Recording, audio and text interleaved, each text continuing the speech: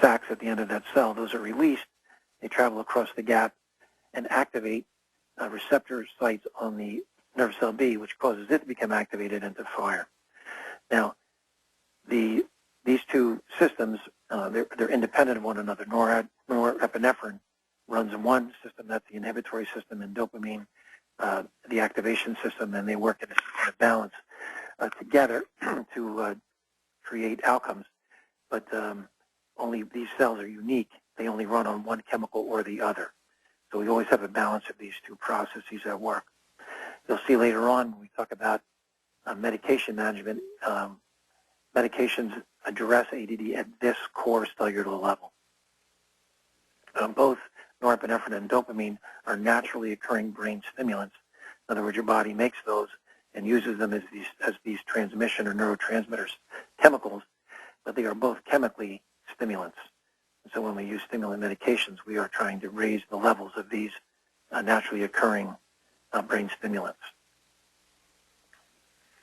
Now, etiology number 2, a second slide, that talks about what causes ADD. We believe that ADD is a disruption of the executive control systems involved in behavioral self-regulation.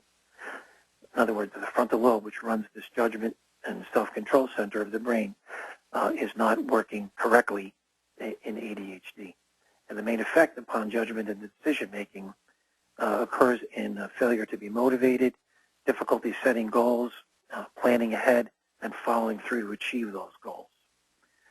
These are behaviors we describe as maturity, and it's estimated that ADD kids fall about 30% behind their same age non-ADHD peers developmentally in this area.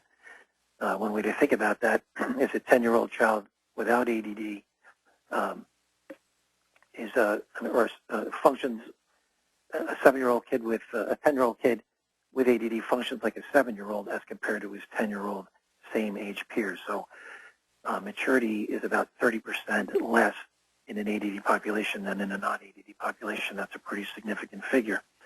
If you think about a 3-year difference or a 30% difference at age 10, if you push that ahead to you have a 15-year-old who acts kind of like he's 11. You have a 17-year-old who's acting like he's 13, and we're giving them an automobile to drive. Okay, what is ADHD then? A kind of a contemporary definition of ADD is this. It's a disorder of behavioral self-regulation. And we say an inability to flexibly and appropriately accommodate your own behavior to meet the different expectations that you encounter across the multiple environments that you function within in the course of a typical day. And if you think about a child, wakes up at home, there's an environment at home in the morning with his family, getting up, dressed, ready, and out the door. There's an environment on the bus as he's riding to school. There's an environment, of course, in his classroom at school with his teacher. And, a very different environment once they leave that class and go to gym with a different teacher. They come back to that academic class with the initial teacher. They go to the lunchroom. That's a different environment. They go out on the playground. That's a different environment. Come back into class. They go home at the end of the day, have that bus ride again. They're playing in the neighborhood with their friends. They come back and eat dinner with their families. It's another environment. And they go to their Cub Scout meeting in the evening. So you're really talking about a variety of different environments that make different demands on your self-control system over the course of a day.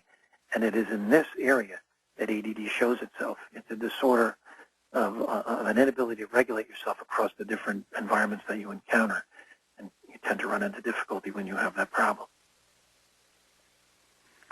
Epidemiology refers to how many people get this. What are we talking about in terms of numbers? We believe it affects between anywhere from 6 to 10% of all school-age youth.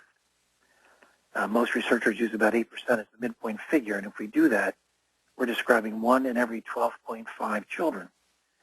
In a typical classroom with 25 kids, that means we're going to run into at least 2 ADD kids in every classroom, in every grade, in every school, in the world. That's a lot of kids. And as a teacher, those of you who are teaching, teachers listening to this presentation this evening, you know that you're, this is a condition that you run across every year. It's an endless supply of kids, and every year in every class. So these are children that you really got to It's a condition that you really need to get to know in order to help to manage these children. This figure of 8% makes this the most common neurobehavioral disorder of childhood. Now, age and gender issues. The modal or most common age for initial diagnosis is age 8 or approximately second grade. Of course, what we're seeing, though, is that children who manifest the combined type or the impulsive hyperactive subtype are often diagnosed at even younger ages, and that's because their behavior is much more difficult and challenging. And, of course, squeaky wheels get the grease, they draw the attention, and those are children at 3 and 4 years of age that are being brought in for treatment by their parents or referred by their teachers. Children who have the more inattentive and disorganized subtype tend to persist longer before they're diagnosed. The male-female ratio is approximately 5 males for every female that's diagnosed.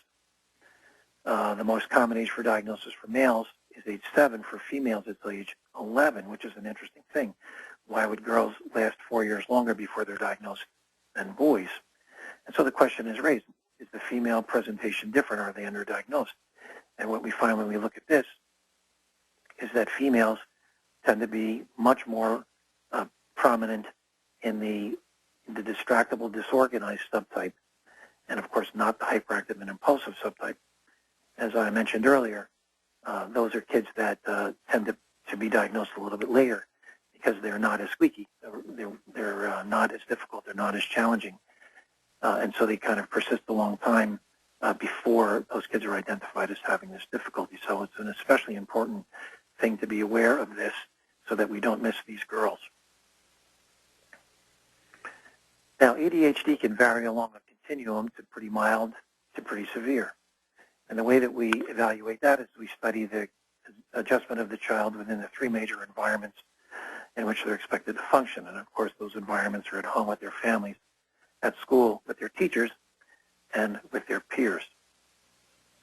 So the next slides address that.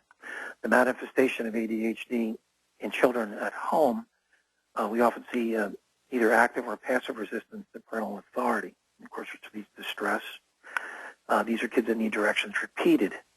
They are often easily frustrated and quick to anger, tend to be argumentative and uncooperative with daily rules and routines, and getting up in the morning, getting dressed and ready, coming back from school, do your homework, clean up your toys and your mess, do whatever chores you're supposed to do, and then in the evening take your bath and brush your teeth and prepare for bed. Those are the focal points of conflict in most families. There are also significant sibling conflicts when there's an ADD sibling. And of course, homework takes forever. Very poor use of time. When teachers are giving an hour's worth of homework, this can turn into 4 hours of very stressful and combative times at home in the evening with their families. Oftentimes kids are missing their books and their materials, and so even if they are ready to do their homework, they don't have the right materials to get them done. So many of these kids end up with histories of missing assignments. Many ADHD kids also have sleep problems. They have trouble turning off at the end of the day and falling asleep. And also in the morning they have trouble waking up and getting ready and out the door on time because they're so tired. Manifestations of ADHD in children at school. The first slide talks about there's trouble with listening and following directions in a classroom setting. There's an important differentiation here in that these kids have difficulty sustaining attention to tasks that are imposed on them by others. That's a very big difference. Many people will say, how can he be ADD? He has no trouble at all paying attention to video games. Well, the very important difference there is that the self-selected task. Nobody has trouble paying attention to tasks they select. The trouble is paying attention to tasks that other people think are important.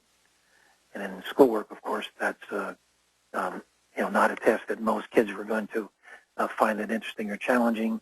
Interesting or captivating, and so they have more trouble bending their attention to that, completing those tasks. These children, again, often bored, particularly by tasks that they don't select, often daydream. They lack motivation and effort, and you can see them many times involved in off-task activities, playing with pencils or paper clips or something else.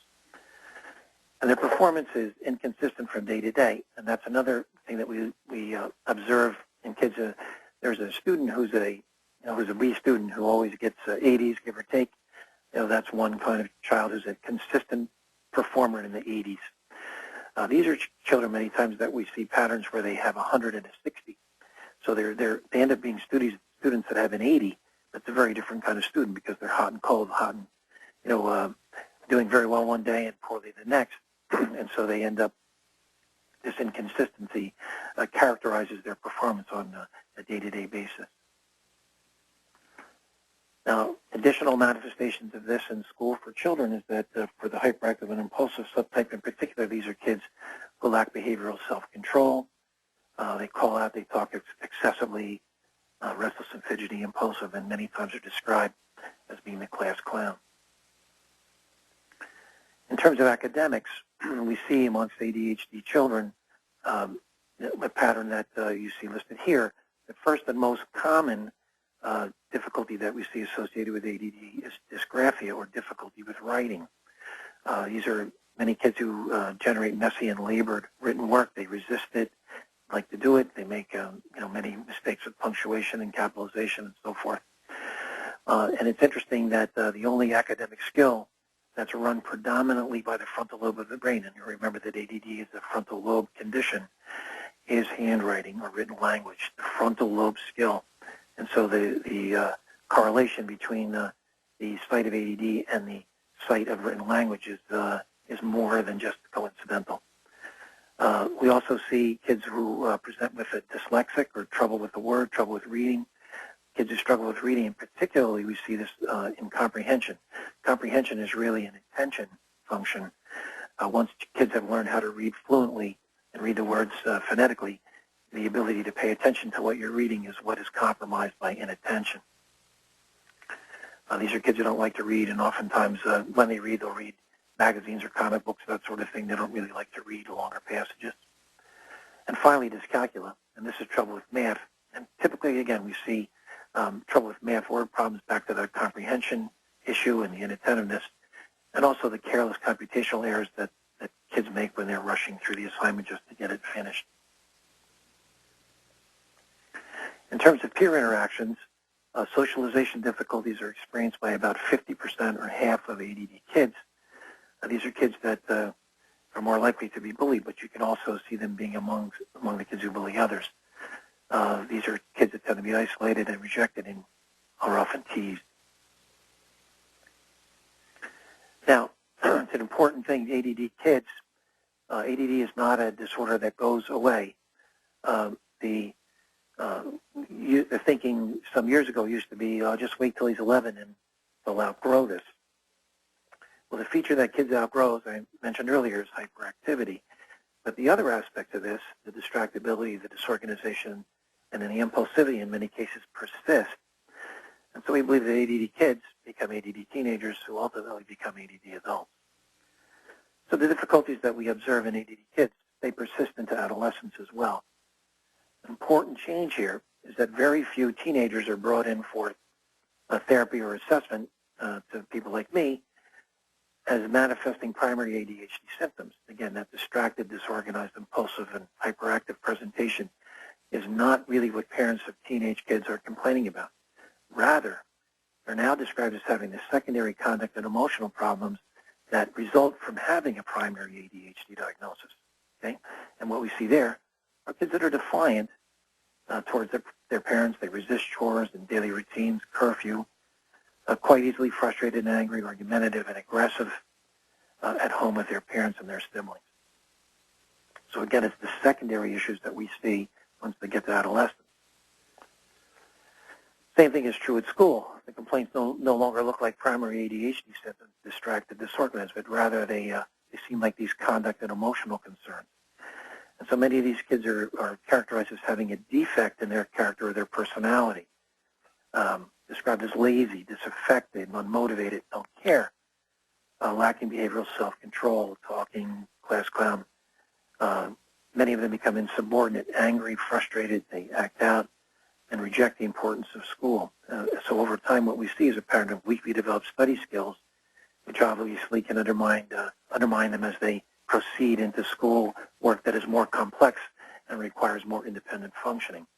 Many times these are kids that are very distracted and disorganized and poor at the planning, particularly on long-term assignments, procrastinate, don't finish assignments in a timely manner, leave it to the last minute, and oftentimes have a pattern of missing assignments, which lead to zeros and, of course, lower their grades. The manifestations of ADD, if unchecked and untreated among adolescents, has serious educational risk because these are kids that lack the skills to meet the challenges of school as it becomes more complicated. The retention rate for ADD kids is 20 times higher than that for their non-ADHD peers. It's important to note that retention is generally not a helpful intervention for kids who have ADHD, except when they're developmentally young in the kindergarten, preschool, kindergarten, first grade, at times, sometimes having an extra year if they're developmentally young can be a helpful thing. We like these kids to be on the leading edge age-wise as opposed to the trailing edge age-wise in their grades. But once they've committed to being in that cohort of kids that's going through school together, retention is generally not a helpful intervention. Because of these difficulties and because many of these kids are retained, the dropout rate is actually 5 times higher than that of non-ADHD kids. And that comes with very obvious negative emotional and economic consequences for these children. Now, manifestations of ADD in adolescents and their interactions with peers, it generally improves with time, but often these are kids that find group membership within a disaffected or turned off or acting out subgroup of kids. Ongoing judgment and behavioral decision-making problems result in the following observations. ADHD kids are more likely to have motor vehicle violations and tickets and whatnot, and in some studies, a rate of 200 times non-ADD kids has been documented. That's a remarkable figure, I think. And there's an increased involvement with alcohol and drug use, and increased police contact for aggressive and conduct problems such as fighting, stealing, or vandalism. These are also kids that get involved with sexual acting out.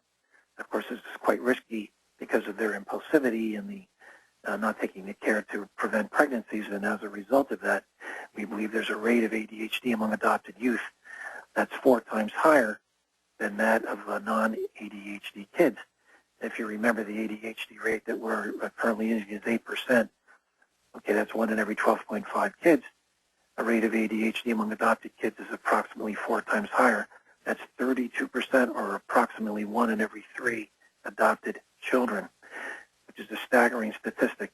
And these are kids that, because they're sexually active and they're not taking precautions, much more likely to become parents of children before they're children themselves, before they're ready to care for them. And these are kids that end up in the pool of children that end up being adopted by other families.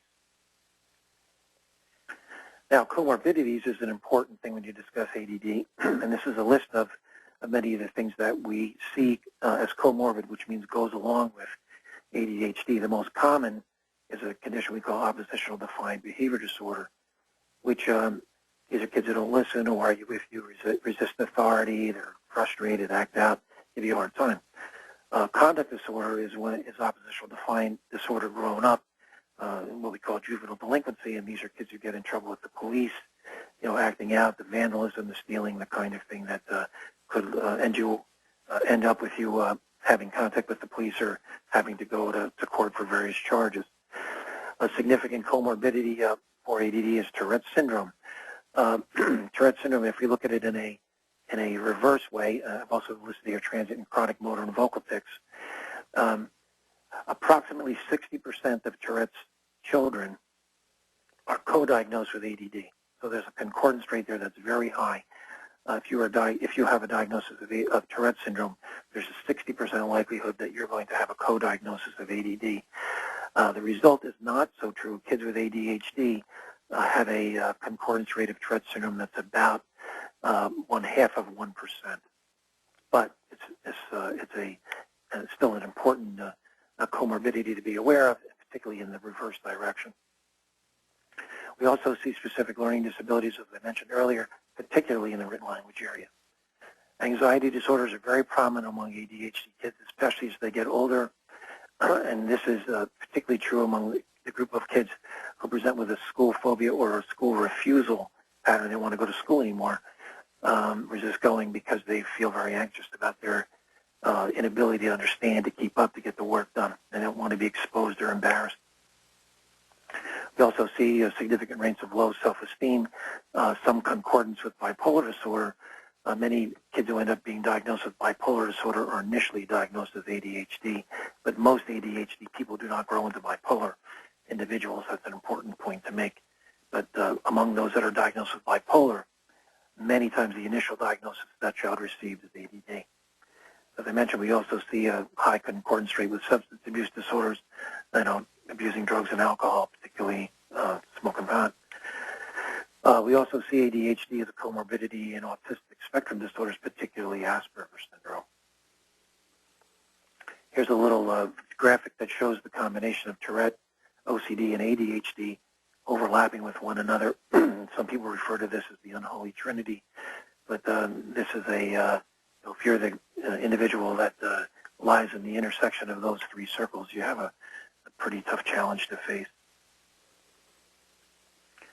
This is a graphic that shows the manifestations of ADHD. In the bottom row there, you see that ADHD is typically manifest by about age 6.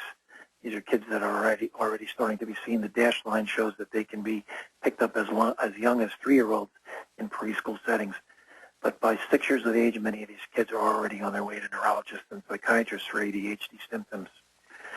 Those kids who go on to develop a motor tic presentation, you can see that tics that involve the eyes, face, and head are present in many kids by the age of 7, neck and shoulder tics by 8, and so forth. Phonic tics, which are sounds that kids make, clicks, grunts, barks, coughs, those things, those symptoms tend to emerge by age 11. The combination of motor and phonic tics is, of course, what we mean by Tourette syndrome. And this obsessive-compulsive behavior can also emerge by time children are about 11, and you see the obsessive and anxious aspects of OCD in this group of children as well. Now, ADHD, it's important for us to talk about what doesn't work. And you can see here, criticizing these kids, traditional insight-oriented psychotherapy, which is the bringing your child to a therapist and dropping them off for an hour and then coming to pick them up, is really not very helpful. You'll see that the treatment that works with ADHD kids is a very activist-oriented treatment. It's not insight-oriented at all. Diet, vitamins, and allergy treatments are irrelevant and do not bear on ADHD treatment, despite what you read on the internet. There's really no significant link between any of that and ADHD outcome. Optometric visual training is irrelevant to ADHD. Chiropractic treatments have no proven efficacy with ADD. Sensory integration therapy, similarly, it's not to say that that's not helpful in sensory aspects of children's development, but it doesn't resolve ADHD. And EEG biofeedback is not something that we recognize as an effective treatment for ADD. Now, what does work? In this, we see two things. The first thing here is we say we have to change the setting to fit better to the brain. Okay? Changing the setting to fit better to the brain of an ADD kid, particularly the frontal lobe, involves us working in counseling and in therapy and in schools with behavior management techniques, taking responsibility for yourself and managing your behavior.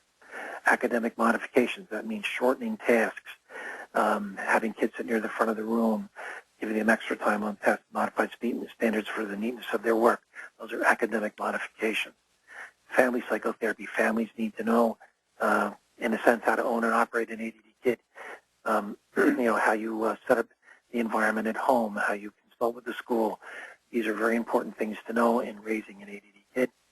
And, of course, participation in socialization activities that are useful for the child and, parallel the child's interests to help them make and maintain peer friendships.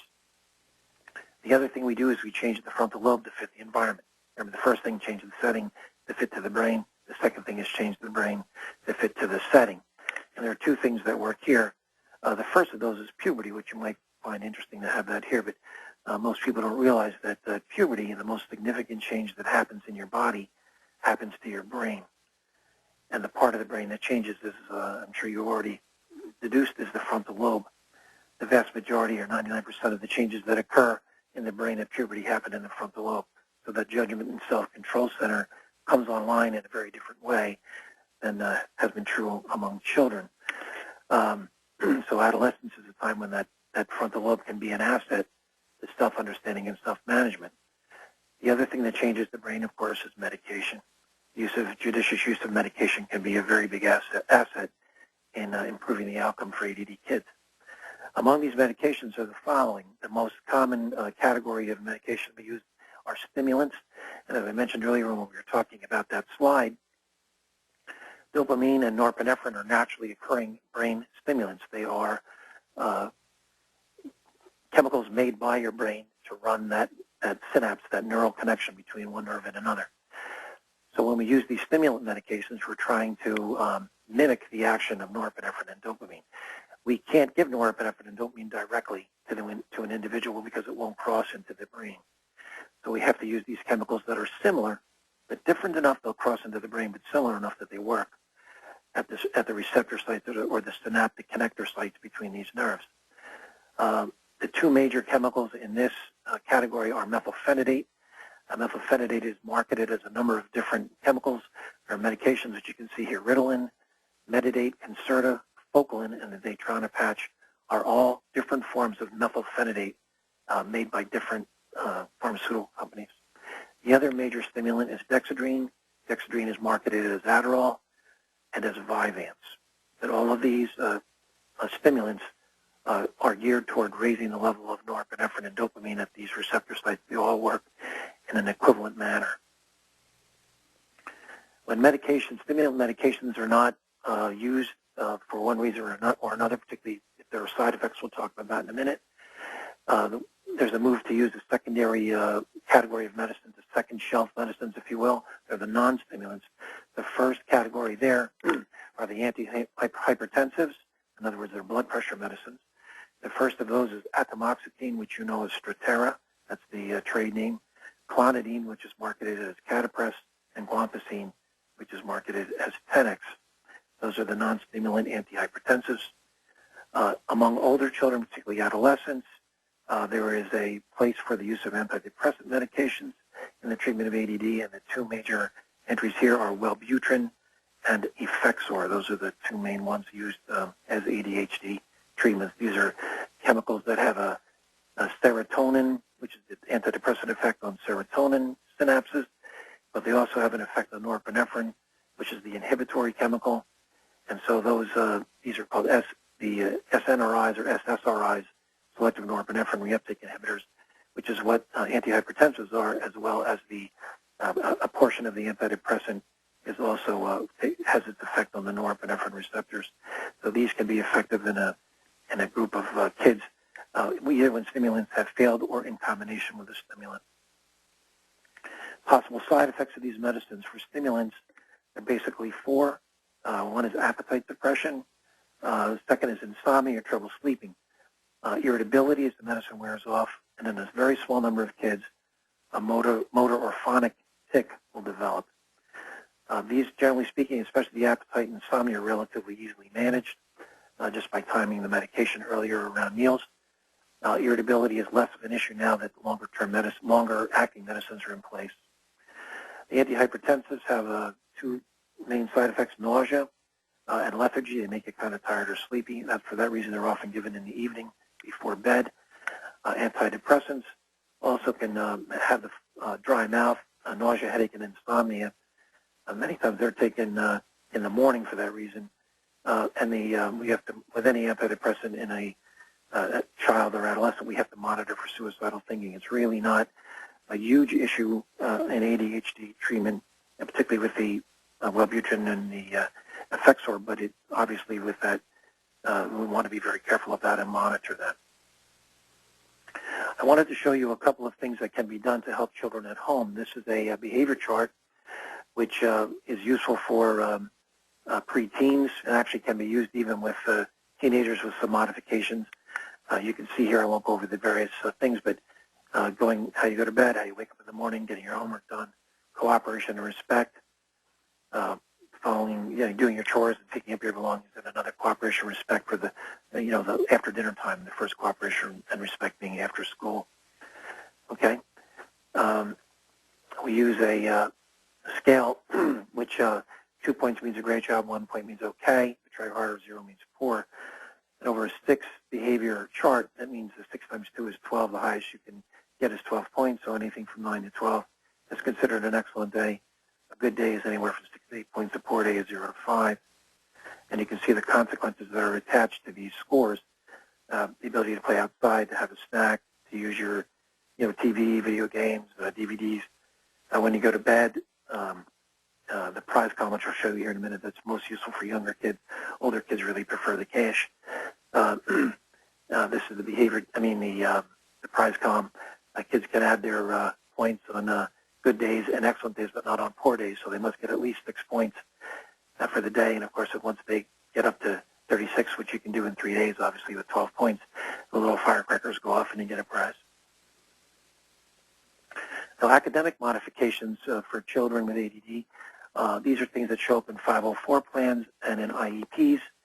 There's a whole host of things here. Strategic seating, we like these kids near the front of the room. Classwork and homework modifications, repeating directions. The use of a daily assignment pad is essential. Shorten assignment length. Offer increased time to complete tests and quizzes, and this includes standardized testing like the SATs as kids get older. Modify standards for the neatness of written work because of the trouble with handwriting is an organic part of this difficulty. Provide an extra set of books for use at home. Allow kids to demonstrate their competency, say dictating a sentence rather than writing a sentence because of the handwriting trouble. Encourage use of word processors and other mechanical aids. And very, very important, providing a daily or weekly progress report. In elementary school, we like this to be a daily report. By the time kids get to middle school and they have 4 or 5 or 6 different teachers, we move to a once weekly report. The access that parents have now to parent portals where they can check on homework and what the assignments are is a tremendous aid in this as well. Study and organizational skills can also be helped by encouraging highlighting when kids read, teaching them to highlight while they read to make a record of what's important. This is particularly true in content-based subjects like history and science. Not so useful when you're reading a novel, but it's very important in any content-based subject, history, science, marketing, economics, psychology. Those are all very important to create a record of what's important when you're reading. Teachers who can provide summaries and study guides for text-based subjects is also a huge value until kids learn to do this on their own, which of course they should be doing by the time they're in high school and certainly in college. Offering kids an outline of lecture materials ahead of time can help them to develop better note-taking skills if they have a framework. Even a PowerPoint, copy of the PowerPoints can help kids to stay focused and make notes in the margins alongside the PowerPoint. Very important to offer stepwise supervision and long-term projects. These are kids who don't, again, plan and set goals. They're not efficient in that, so they really need the help of their teachers and their parents to bust longer-term assignments into pieces and so they can accomplish these in a stepwise manner and be supervised as they do so. We say test less material more frequently. That's to help the kids. Wanted to just mention the 3 C's when you organize the kids' materials for school. The 3 C's are color coordinate, consolidate, and compartmentalize. A color coordinate means that you want to pick a color, and that color becomes math is always red. Everything that relates to math is red. Everything that relates to science is green. History is blue. English is yellow. Whatever that is. Consolidate means reduce the number of pieces. Try to keep the number of pieces to a minimum. The more these kids have to keep organized, the more difficult it is. And finally, compartmentalize it means put it into one place. 1 3-ring binder that has all these materials in it, and they can never lose it because it's always with them, coming home, going back to school. They can never really leave it at school or whatever. It's always in that backpack, always coming home. That's a very good way to help kids to have all their materials with them. This is a chart that we suggest for use in younger kids and in school-age children. You can see that we have an assignment pad at the top of this, and then we have ask the teacher to please rate work completion and class behavior for the morning and the afternoon. If we have behavior troubles at lunch, we'll ask that to be rated, or in the special classes, library, gym, music, they can be rated there as well. And that same outcome chart with the prizes and stuff can be used to refer to the evening's consequence for that day's work in school as represented on this chart. This is a weekly progress report here because this is being done just once a week. We have it broken up a little bit differently. Work completion and class behavior is still relevant. They bust it out by subject. Missing assignments are listed, and any test or quiz grades. This is best done if it's given to the child to pass around from teacher to teacher over the course of a Friday. Of course, it's easily defeated and doesn't work. This really has to be filled out, each one individually by the teacher, and then it can be either emailed home or given to the guidance counselor who can fax it. There's many different ways to do that, but giving it to the child to carry it around on a Friday is tantamount to failure. It just really rarely works because it can be so easily defeated. These are kids who are disorganized and distracted to begin with. Giving them one more thing to do doesn't help. So these are 504. Most kids with ADD are served in schools. When kids in school with ADD are served, 80% of them are served with a Section 504 plan. And this is not a classification by the child study team, but rather a diagnosis that's made by an outside professional, and then the school will develop a 504 plan to establish the modifications or accommodations for that child. Okay, and as we mentioned on a couple of slides back, many of these include sitting near the front of the room, repeating directions, extra time, modified standards for neatness, the use of a daily assignment plan, a progress report, weekly or daily progress report depending on the age of the child. These are hugely valuable and important in the treatment of ADD kids, particularly from the school point of view. Again, 80% of kids with ADD will get this level of service. The remaining 20% who have a classification of either OHI, other health impaired, or SLD, specific learning disability, may be lucky to be served under the IDEA, Individuals with Disabilities of Education Act, or Public Law 94-142. And this, of course, is a more involved, more complex, more elaborated program. It's judged by the paperwork. You can see the IEPs and the evaluations that are required by the child study team. So this is a much more sophisticated way for kids to receive help if they need it through their school systems. Okay. I know that I'm supposed to stop here and take some questions, so I'm going to do that. I just want to mention to you that the bibliography that you see here is available for you if you'd like to do some further study on ADHD. Kelly, are you there? We're here. I just didn't want to interrupt you. I thought you were going to say something else. Thank you. Sure. All right, and we do have a slew of questions. So okay. I'm going to begin with a parent who's asking about resources where they can read about using Abilify for elementary age children with ADHD. Well, Abilify is really, your best bet is to, I assume that that's something that's been recommended to them by a neurologist or a psychiatrist. That's the best source of information about that. These are individuals who are quite knowledgeable about Abilify. You can also go to the PDR, the physician's desk reference. I'm sure even WebMD. There'll be a lot of information about the Abilify on those sites. I just would point out that Abilify is really not one of the medicines that's used in the treatment of basic ADHD.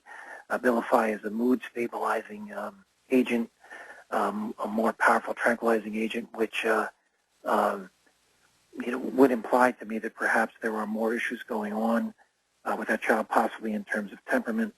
So there may be a comorbidity along with the ADD that the recommendation for Abilify is being made in that direction. Okay, so I would encourage that person to consult very closely with their healthcare professional, as well as to check out the PDR, the physician's desk reference, which I'm sure is available in their library, and or on WebMD. Okay, thank you. I know you spoke in your presentation about things that work and some things that don't work, and I have a question about fish oil supplements or supplementing with zinc to help with ADHD. I would say Karen has read articles that said both can help. Yeah, I would say, people believe what they believe, and it's a free country, and you can certainly do what you think is in the best interest of your child. I know of no credible independent research that proposes that the use of fish oil or zinc or any other diet or additives or vitamins or anything like that is of useful. They're not useful in the treatment of ADHD. I would make that as a blanket statement, and I make it very strongly. But again, it's a free country. People can do what they wish. I think that you have to be very careful when you're reading things on the internet. Be careful that they're not commercials, because many of those things are. They're touting the use of fish oils because they want to sell you fish oil. Mm-hmm. So, if you want to use fish oil or, as a general health supplement, fine. But is it going to relieve ADD? No, it's not. Okay. Why does it seem that there is a predominance among male children having ADHD? Well, that's a pretty good question. It's actually, male children are more vulnerable to just about every psychological disorder. So it seems to follow the pattern of other conditions in that regard. It may very well be that it's a strong, more heavily represented on the Y chromosome. But because females get it, it certainly can't be exclusively on the Y chromosome. It's a good question. I think maybe because males are more, if you will, the hunters and gatherers. They're the more aggressive individuals. Maybe over the years, that kind of more aggressive, more intense style of personality has had survival value, and so we see that represented more amongst males in that regard. And I hope I haven't offended anybody's gender sensibilities with that answer. I don't think so. Are there any strategies to help children cope with focusing? Well, there's a lot of them. I think that even in this presentation, you see some of the, very, as I mentioned, kids really don't have trouble paying attention to things that they like, or things that they have selected for themselves. The real big difficulty comes when these tasks have been imposed on them by others, by teachers who say, okay, sit down and do your work, or by parents who say, okay, stop playing the computer, come and eat dinner. That's when the difficulty happens. And so I think that these tasks, schoolwork, chores and whatnot, have a very low intrinsic interest to kids. Mm-hmm. And so they have a hard time focusing and getting established on them. So we have to create extrinsic or outside motivations for them to do that. So if you do your homework, in such a time frame, I'm going to, give you extra points. That's going to, allow you to stay up later tonight and watch your favorite show. That's going to earn you a certain amount of money towards the next, Bakugan that you want to get, or it's going to earn, getting them to focus because of not because they love the task, but because they're interested in this, associated outcome is the way that works the best.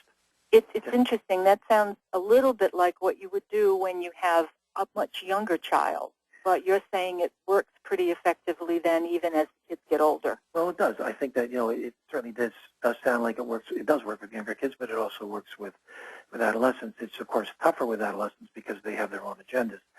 But in adolescents, we're not using being able to stay up later and watch your show. We're talking about, you have a good week in school and I get your chart on Friday and you've done all your homework, well, then I'll let you out this weekend to go and be with your friends. Mm-hmm. But if you've had a terrible week at school and you haven't completed your homework and, you're not going out this weekend. There's an incentive right there. Are they intrinsically interested in doing their homework? Probably not. But they are very interested in going out with their friends. Yeah. And so when you attach that to it, they're much more motivated to get that boring task done. To just one more follow-up question about that, it also, to me, would seem that part of that whole question then is the discipline factor of sticking to what you say you're going to do. Well, I would say that that's true. I think you have to say what you mean and mean what you say and so forth. Kids certainly can see through that if you aren't. It's important, and you have to establish this as a rule, and you've got to expect that you're going to get some brushback from that. They're not going to like that. What do you mean? I can't go out with my friends. Well, you didn't do your work this week. Mm-hmm. If you stick to your guns that week, I'm thinking that maybe the following week you're going to see a much better effort Yeah. Directed at getting that work done. I want to say at the same time that I think that it's also very important that we consider the accommodations that are made for kids, because sometimes the tasks that we give them when they have ADD or other conditions are not fair. If they have a legitimately difficult time, they're, with, for example, sitting down and, they have 40 math problems. Well, maybe it's okay that they do every other math problem. They can establish that they know how to do the task. With the teacher's permission, we make that accommodation. Okay? Mm-hmm. They have to write 10 sentences, and writing is laborious for them. All right, they write the first 5. The second 5 they dictate to the parent who writes it down. Okay? Or they use the word processor. Let's modify the tasks to be fair, taking into account this is a true and significant challenge for them, and then let's hold them accountable once we've made that task fair. Okay. I have a question about socialization and how difficult it is, and are there any strategies you could share with for a young boy in his difficulty in making friends? Well, it's a hard thing. Of the 3 environments, the socialization is the most difficult.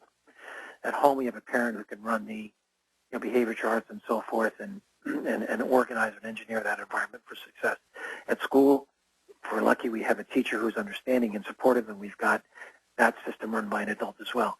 But it's very hard. We don't control the social aspects of kids' lives. When they go out into the yard or in the playground to play, at school, we don't really control that for the child. So in general, I think that what we have to do, and what we talk about many times with kids who are having that difficulty, is we, try to give them some feedback about how they come across.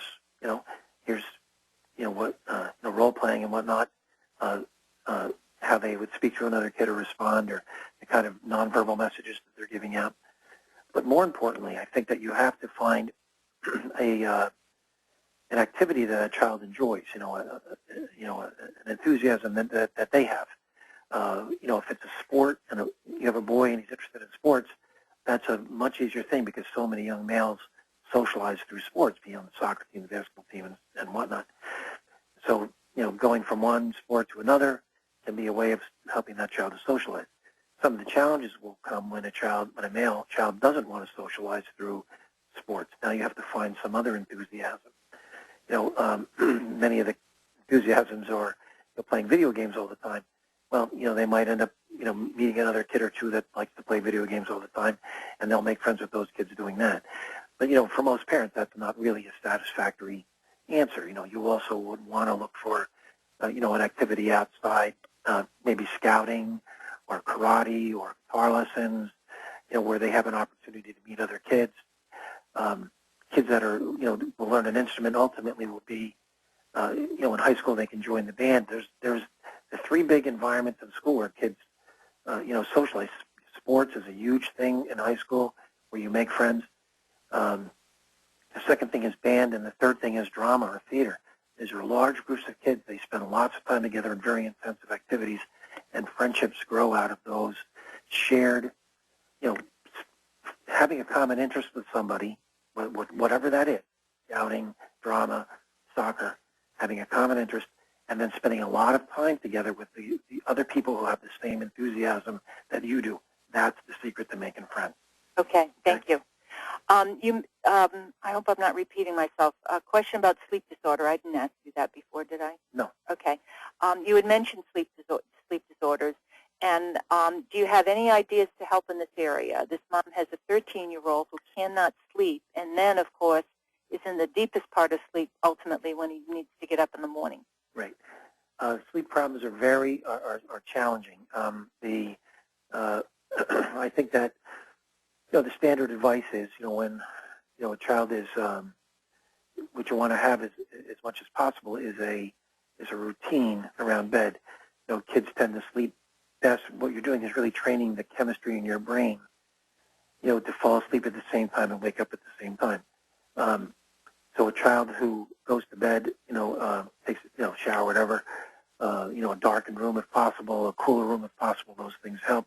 You don't want a lot of, exercise activity before bedtime. You want a real kind of mellowing out and slowing down and sedentary thing just before bed. Trying to go to bed at the same time every night and wake up at the same time every morning is ideal. But putting a child to bed at 9 o'clock and having him toss and turn in his bed for 2 hours in the dark looking at the ceiling is not a good idea either. So what we generally suggest is we try to, when do kids naturally fall asleep? Let's say it was 10:30. You might want to make that kid's bedtime, getting him into bed by 10 maybe. Let him keep his light on and read. We don't want TV or video games close to bed. They're too energizing, and kids will want to stay up and watch the end of the show. What we want is an activity like reading or playing playing solitaire or drawing or coloring. Those kinds of low impact activities that can be put aside at any time. And when you're tired, you just lay down and go to sleep. Whatever time that is, the natural fall off time is really what we're after. Ideally, it's within 15 to 30 minutes before that child's natural falling off time is when the bedtime ought to be. Okay, then you have to wake them up, of course, in time to get up in the morning. And then what we try to do is move that bedtime a little bit earlier. If it was at 10:30, they got used to doing that, then we might try 10:15. Okay, move it progressively earlier. There may be a limit to how far you can push that. You're probably not going to get a kid to go to bed at 8:30. Okay, but it's getting into that kind of the habit, rhythm of it. That rhythm of it, right? Yeah. Now, naps are a no-no. You don't want any napping. If a child is tired at the end of the day, it's better to take a walk or play some basketball or something like that. Kind of push through that, so that later on they're more tired. If they sleep, you're really just putting off their bedtime later and later. Now, there are some medications that get used for kids to go fall asleep. A common one is melatonin. I would advise anybody who has, an interest in trying that to speak to your pediatrician before you do it. Sometimes that given just before bedtime, that's a hormone that helps. It's related to serotonin and helps the, kids to fall asleep. But I hope that answers the question. Okay, thank you. A question about substance abuse. Would ADHD lead to substance abuse? Well, ADHD substance abuse is a comorbidity with ADHD. Now, you have to say, I would want to say that ADHD is not the only kids that are smoking pot and drinking out there. Obviously, other kids who don't have ADHD are doing that as well. But the kids, the trouble with ADHD kids is the impulsivity, and they are at higher risk for doing that. At a level that is, disruptive to them. In other words, harmful or, doing it every day, whatever. So you have to be careful about that. If you have a child who has ADD and he's, if you detect that he's been smoking or using drugs, it's not the only reason that causes kids to abuse substances, but it certainly is a complicating factor which can increase the risk of there being a problem doing it. Okay. Okay. Mm-hmm. Let me see. And I would say, just as an aside, is that that's something that if you identify that your child is doing, and particularly if teenagers being who they are, they experiment with it. They've done it a couple of times. I mean, that's not necessarily a problem. But a child who's smoking pot regularly is a child who's at risk, and I would advise any parent who's aware that their child is doing that to intervene. That's not something you want to leave alone. Okay. I use the TOVA, T-O-V-A, as part of diagnosis. What do you think of it? Well, I think the TOVA is one tool in the... Would you explain what that is? Yeah, TOVA is a test of variable intelligence. It's basically a computer program in which the child is asked to respond. There's a set of instructions given when you see, a particular stimulus array. Click the mouse. Okay, and so it's kind of a long and somewhat boring task, and so they're looking for, are kids able to maintain attention over time, and what kind of errors do they make, if any? Do they make errors where they're missing the stimulus that they're supposed to click, or they're clicking on stimuluses that they're not supposed to click on. So it's kind of a way of taking a look at attention and sustained attention. And certainly it's one tool in the the bag of assessment tools that's used in the diagnosis of ADD. So there's certainly no problem with it. I tend to rely much more, though, on, in my work with kids, I really prefer to see what parents have said, what teachers have said, and as kids get old enough, what they say about themselves. So in my approach to diagnosis, I always ask parents to bring me copies as complete a record of their child's school performance from kindergarten on up, and the year report cards, kindergarten, first grade, second grade, and so on, any standardized testing results, New Jersey Ask, that sort of thing that they've gotten over the years, anything with teacher comments, obviously any evaluations they may have had. Bring as complete a record of that to me as you can. The second thing is I like to give them a self-rating or a rating scale to fill out. I think the Connors rating scale is an excellent instrument. The parents are asked to fill out a form about their child to describe their behavior. There are 100 and some items on it, descriptive statements, and the parents describe their child as not at all true, a little true, pretty true, very true, 0, 1, 2, 3 on that form, and we can get some idea of how the parents view their child. I like to use the Vanderbilt teacher rating scale for kids to give. I give that to the teachers. Every teacher that spends time with a child, oftentimes in elementary school it's just one, but many times it's middle school or high school, be 4 or 5. And then a self-rating scale too. I find that to be very, very useful in telling me what's going on with kids. Okay. I've got a lot of questions left, but we're going to have to wrap this up. So I'm going to ask you one more question, and then the questions that we do not cover in this Q&A portion of the program will be answered online, okay? Okay. What are your thoughts about things like video games and TV? Limiting exposure, is it applicable to children, but are those activities detrimental to those with ADHD? Well, I don't think there's any inherent evil in TV or video games.